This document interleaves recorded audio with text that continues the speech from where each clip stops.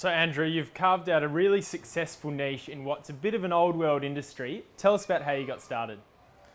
So when I first left school, I tried a few different things. I trained as a nurse, I got out of that and I got into photography. I did that for about 10 years.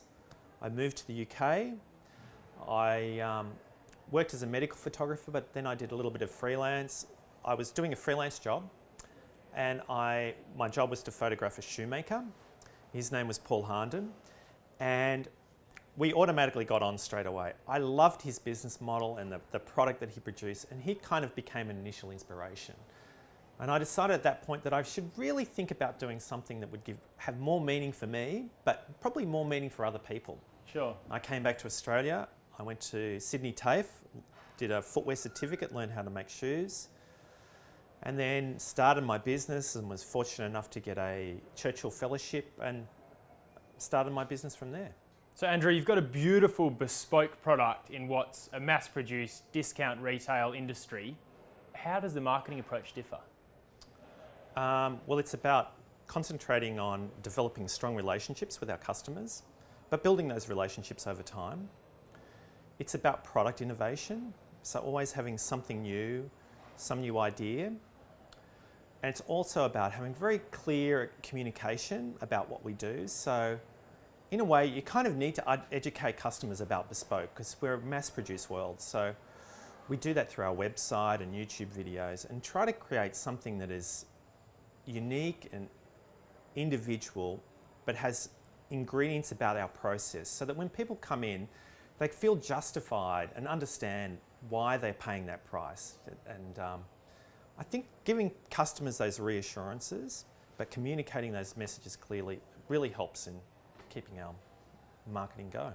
Okay, what are the most effective marketing channels for you? Well, I would have to say the word of mouth through our customers and the development of the relationships over time. And then the website really is it's the first port of call for most people. So it, in a way, is the face of the business.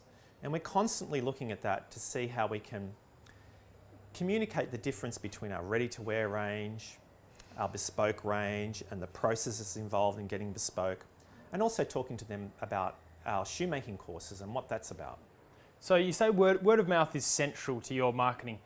Is there anything you can do to sort of kick that along and get the talk going? Well, yeah, newsletters really help that, and also through various blogs that we communicate through. So they become our little messages on the way. And I think that's a really important thing nowadays. It used not to be, but social media is an integral part of any marketing plan. I think digital strategy now is probably one of the most important things. I mean, there was a time when you could just rely on editorials in magazines and profiles in magazines.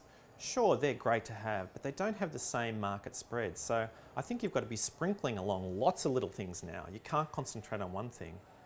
And I think that's our biggest challenge, marketing. We've got to be constantly looking at what the opportunities are and then taking advantage of them. So really providing the platform for people to tell their story. That's right. But it's not just shoes that you produce. You've had a really successful process diversifying your business. Can you tell us a bit about that? I think that's been the essence of the business. We do bespoke service for men and women. We produce ready-to-wear shoes. We do shoemaking courses, and we also wholesale domestically and internationally. And as I said, having our fingers in all those different pies has enabled us to stay successful. So Andrew, how do you approach pricing in this premium part of the market? Well, pricing there's no mystery to pricing with us. It's a combination of the materials, the labour and profit. One way we can manage the pricing is we're not price sensitive like most products in the marketplace. So when there are fluctuations in currencies, we can change the price slightly and it doesn't really affect the customer because the price is high anyway, it's not going to make that much of a difference. That said, it's always a constant pressure, and the way we try to keep on top of that is careful planning and just being meticulous about the detail in every process so we can save our time and get the best for everybody.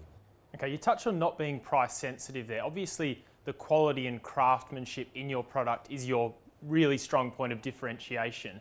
How do you keep an eye on quality control? Well, I mean, that's all about having very ordered systems in place. making sure every step of the way that the material is the standard we require and the labour is where we want it to be in terms of the quality. And of course, it's compounded by the fact that every pair is always different. If with the custom made, it's made specifically for the customer. But by having a protocol that makes sure that these problems are always arrested at the point where we can manage them means that we can continue to service our customers and manage our prices most of all. And have you felt the slowdown in retail where you sit in the market? Yeah, I think over the last couple of years, there's definitely been a change in our business on the ready-to-wear side. The custom-made has maintained itself, as it always has.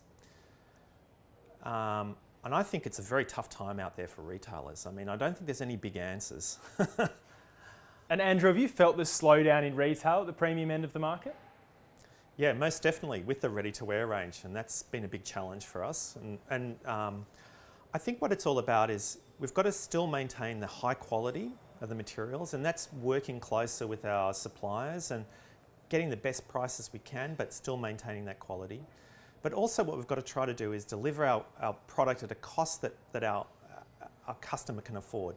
We're fortunate that we're not so price sensitive as some cheaper products, but price is still an issue and we still want people to buy our shoes no matter what. So I think that is the core issue is that management between the material, labour and profit, but getting a product that's right for the customer at the right price. That I think is, if you can build sustainability in that, that's what will keep your business going forever and ever. So being right at the top end's provided some insulation from the general slowdown in spending? Yeah, I'm very fortunate that it has. It doesn't make me immune, but it does provide a little insulation. And how do you keep a finger on input costs? Input cost is a big issue. And the biggest way we manage that is continuing good relationships with our suppliers to make sure we can get the prices right. And sometimes, and like this year was a big issue with the dollar fluctuation, we had to wear some major currency fluctuation costs. But the dollar's higher now, which is better for us. It's bad if you're a farmer, but it's better for us. So we don't lose that money and we get the bit of that money we lost back. Is that something you look to actively mitigate, the strength of the dollar? Yeah, I mean, that's if I could have it my way, I'd love parity with the US dollar constantly, because unfortunately, most of the goods that we use to produce our shoes are imported, and they're imported with either euro or dollar value, and there's not much we can do about that. What we can do is we can play with the pricing slightly.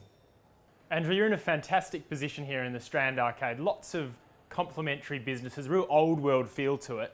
How do you make the most of that opportunity? Well, I was very fortunate in that the Strand Arcade approached me, and they had their philosophy at the time was, what we want to do is bring in handcrafted based businesses like myself and try and bring back some of the atmosphere of the original Strand Arcade, which was a collection of craft artists. The Strand's been around since 1891. And that really appealed to me. And being here has been great, because next door to me I have Ellie, the bag maker. He's an older man, he has a lot of experience in leather crafting, and he's passed on lots of his knowledge to us, and we've been able to help him too. But not only that, we have jewellers on the same floor. So what it means is when people come to the Strand, they can have a full experience, whether it's footwear, jewellery, bags and clothing. And that I think is great. The fact that the Strand has bothered to curate a series of businesses and create a kind of craft hotspot in an arcade that's a unique offering, not like a Westfield. There's nothing like the Strand elsewhere in the world. That to me is kind of the distillation of what great retail is. So Andrew, you've trained with some of the best shoemakers in the world in France and Italy, and now you've flipped that around and you're exporting back to them. How have you achieved that feat? I've managed to import a lot of leather from Europe, so I'm using Italian materials. But the thing that's really made the difference is that the Europeans, the Asians and the Americans, what they love is something that is quite unique and that has elements that are unique to Australia. So whether it's the way we treat our leather, and we just had a range and it was all about, the colours within the range were all about the effects of a burnt bushfire landscape. So we use those colours those textures, and that's something you don't see anywhere else in the world. And that's what people are really liking about our product. It's something that they haven't seen before, but they can relate to the material and the make, and yeah, they're just happy to see that. So you're sort of communicating the Australian culture through your brand. I think you've got to have something that is essentially unique to the culture. That ingredient needs to be there. And then what you do is you then mix that into the design and obviously to the market that you're trying to approach. So Andrew, you're now exporting 20% of your products overseas. How has that side of the business evolved? Look, I've always wanted to export my product, and I decided 5 years ago that I would go to Paris and show my shoes. And I started out with a showroom. I show with other designers in that showroom. And my first order was with a Japanese store called Lift. And over time, my relationships with other stores has built up. During that time, we started working with a local Australian designer, menswear fashion designer called Song for the Mute. We collaborate on footwear with them, and we show in the same showroom as them. So that's been really great because I've got my shoes that I sell, and the shoes I sell with them, but we also export. Was that initially quite a tough area to get into?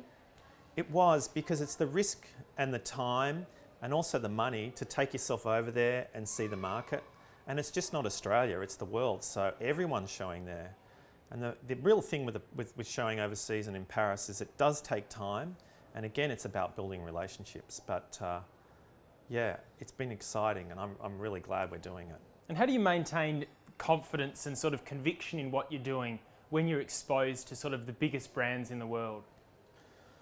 Well, it's just the same as being here, except it's a world stage. The great thing about being there is, in Australia, the style and the market that we're pegging is very, very small. But when you go overseas, it's like there's a whole suite of people in your area. So that kind of helps you, because you all of a sudden realise that there's lots of people out there who like your stuff, instead of just a very small percentage of the population. So Andrew, what are your tips for establishing a premium small business brand in a big industry like you have? I think the first thing is to have a really solid business plan. And behind that business plan, you need to have the framework of a marketing plan. So that's pretty obvious. They're the bedrocks, the foundations of the business. And then I think you need to have a product that is not already serviced in the market. So whether it's shoes or clothing or jewellery, you have to produce something that is unique, but it's still going to be desirable and appeal to the general public. So you've got to, if you're producing jewellery, it has to be jewellery that's fitting with the clothing that is available in the marketplace, or shoes or shirts or pants. I think that's important. So integration of the product, unique offer, but a very thorough business plan behind that, and I think you'll do okay. Well, it certainly worked for you, Andrew. Thanks a lot for your time. Thank you.